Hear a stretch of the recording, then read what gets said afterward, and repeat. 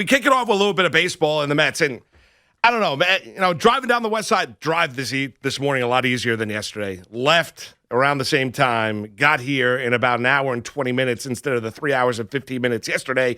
So, was driving down the West Side Highway, beautiful Friday morning.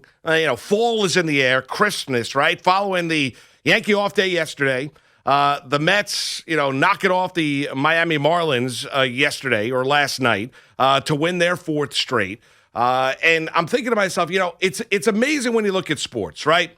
Because as much negativity that has been around this Met organization, and we've run through it, Maggie and I, for the past number of days here, and as have every Met fan has done it the past number of days, whether it be, Steve Cohen in the tweets to the lesser extent, everything going on with the Mets, whether it be, Zach Scott being placed on, permanent leave, yesterday after getting pulled over or arrested the other night for DWI, alleged DWI. He pleaded not guilty out in White Plains yesterday afternoon, whether it be Sandy Alderson, Jared Porter.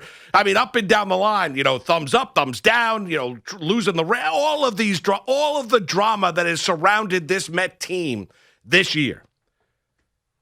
And the fact is, a month ago, they were sitting in first place. And right now, they're sitting in third place.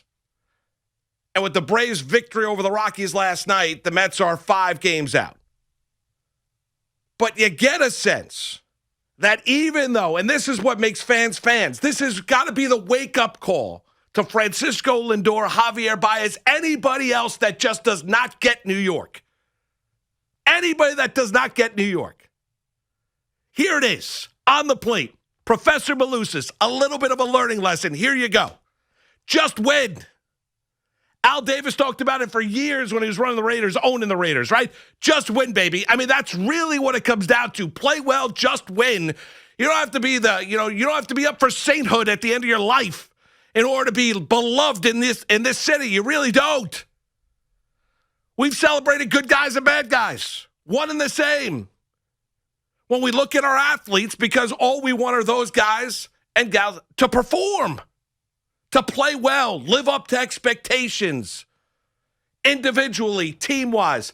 And for the Mets, you get a sense there's a little bit of hope. Now, do I necessarily believe it? No, I don't. I see the tweet last night from Evan that they're pulling me back in. A lot of hope from Met fans after it.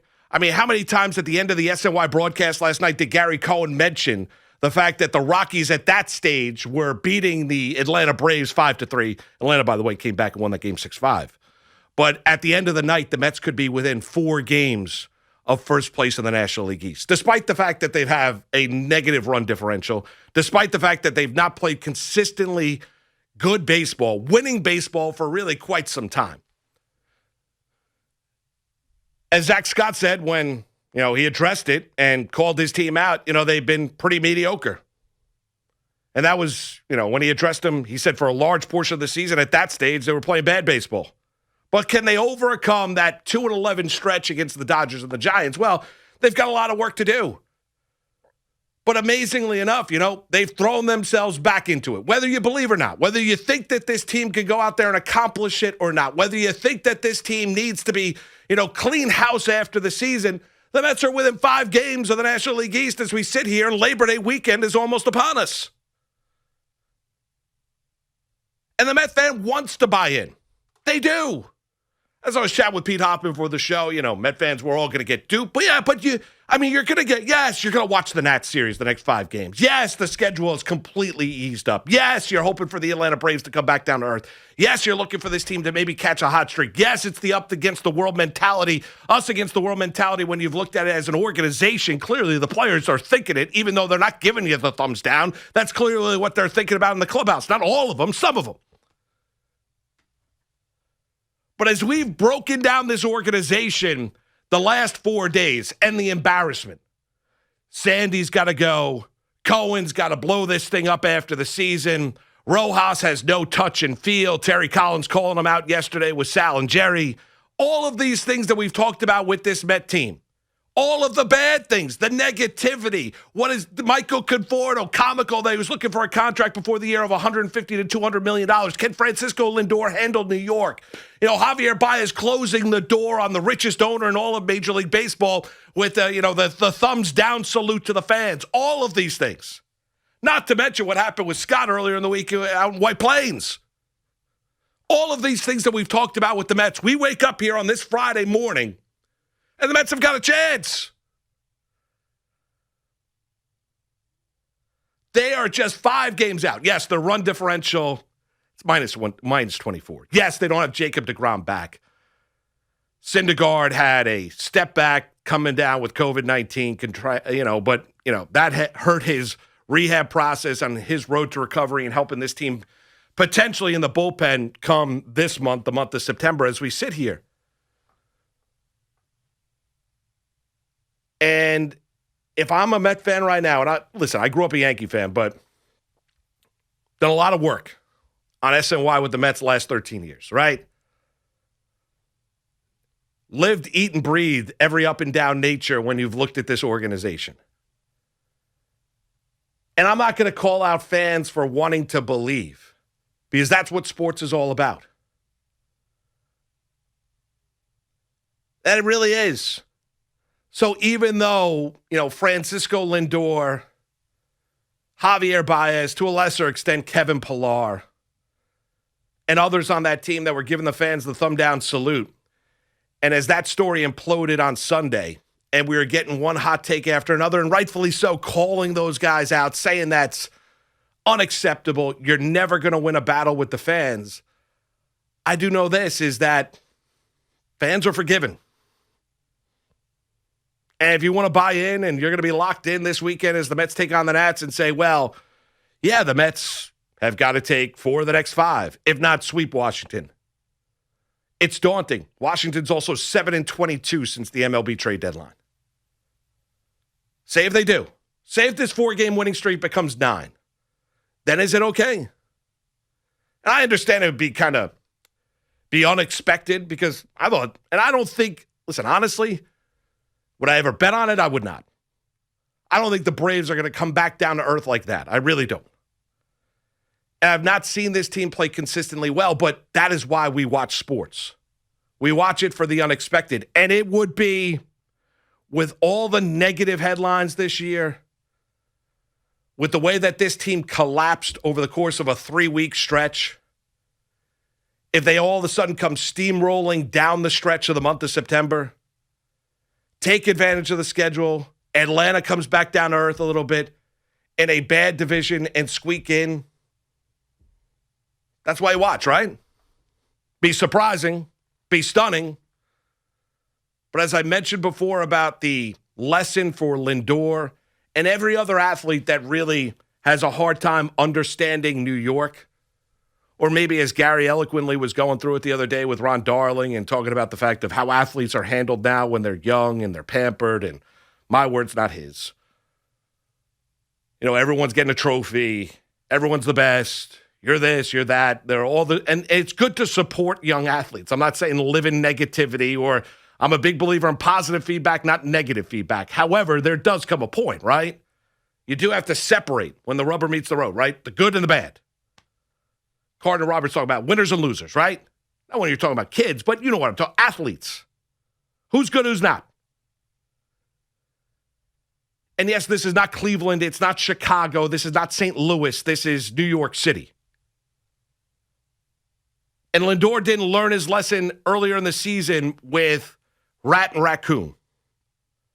Clearly is still adjusting to the ideas of boos raining down on him when he does not perform. But outside of the embarrassing headlines that have dominated this organization as of late, when they win 4 in a row, look at the positivity of the fans. Look even at Baez the other day in that doubleheader. He steps up to the plate. He's getting boos. He scores the winning run. He is celebrated. That's all we want. Everyone wants the same thing. Everyone wants the same thing. It's never going to happen.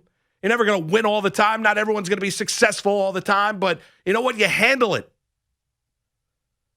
And the Mets right now wake up on this Friday. They put themselves and give themselves an opportunity. What was 8.5 is now down to 5. And now they got to continue to go out there and do what we all want them to go out there and do. Win. They took care of business against the Marlins. Some of it didn't look all that pretty, but they took care of it. Now it's to take care of a Washington National team that is completely and utterly lifeless. 11:13, Moose and Maggie, the program, 877-337-6666. That is your number to call. That is your number to text. Let's head out to Astoria, kicking it off here on this Friday midday. It's Mark. It's the fan. What's going on, Mark? Hey, Moose. Nice to take the call, buddy. How you doing? Good, bud.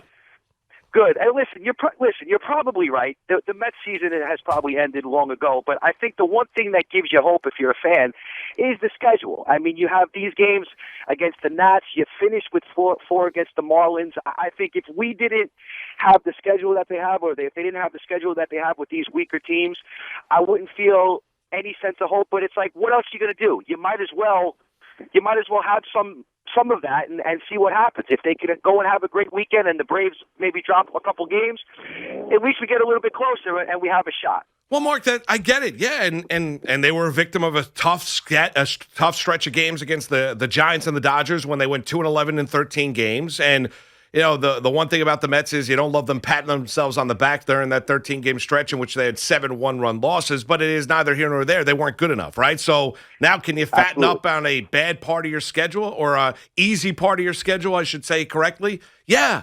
I mean, but they've left themselves no wiggle room. They don't have a margin for error here. You know, they can't fall farther behind. They can't have another losing streak. They can't go out there and disappoint. They don't just have to win series. You know, they have to sweep. I mean, listen, they got to go take 4 of the next 5 against Washington. You know, if they take 3 of 5, it's not good enough. They got to take 4 of 5, and they got to get themselves back to the 500 mark. And then, you know, and then who knows? Put yourself into the conversation. The goal here, the Phillies and the Mets, and the Phillies are with 1.5 games of the Atlanta Braves is you want to try and put as much pressure on that team as you possibly can, and then see how that team reacts. Don't make it easy on them down the stretch. Absolutely. I was watching the game last night, and I have to admit, I'm watching the scoreboard, and you're disappointed when Atlanta loses because 4 obviously looks a lot better than 5. But as you said, it was 8.5 just a week or so ago. If next week it's, 3.5, then you have a feeling that at least you're in striking distance, and it'll probably fall short, but at the very least, in a season that looks like it's really gone awry, we still have something to look forward to with these games and hope for the best, man. Well, that's it. And Mark, you got something, you got something to root for. I mean, you do. It's not just a case of, well, if you're a Met fan and a Jet fan, well, I can't wait to see Zach Wilson and how he looks against Carolina. Or if you're a Giant fan, wow, how's that offensive line and Daniel Jones going to look against the Denver Broncos? We're not there yet. I mean, we could be there by Tuesday, but we're not there right now on this Friday. And I'm not trying to I'm not out there like the snake oil salesman trying to sell something. Like, I wholeheartedly don't believe that it's going to happen. I really didn't. But I also didn't think the Mets would sweep away the Marlins. I didn't think they'd score 5 runs in the bottom of the 9th in that first game of that doubleheader the other day. I don't think Atlanta's going to come back enough. But can the Mets make this month of September interesting? They probably can. Can they finish the deal? Well, we're all going to find out together, right? 10:16. Moose and Maggie, the program. Mark Malus is with you. Want to hear from you. 877-337-6666. Good show on tap. Jerry Blevins joins us later on in the program. Ricky Ricardo as well. Out to lunch. Pick of the day in the 1 o'clock hour. Glaber returning to the Yankees. We'll get into that. The Giants' offensive expectations, according to Kenny Golladay. We'll get into that as well, and the expectations of Zach Wilson and company and the Jets. It's Moose and Maggie. Mark Malus is flying solo right here on this Friday midday, The Fan in New York.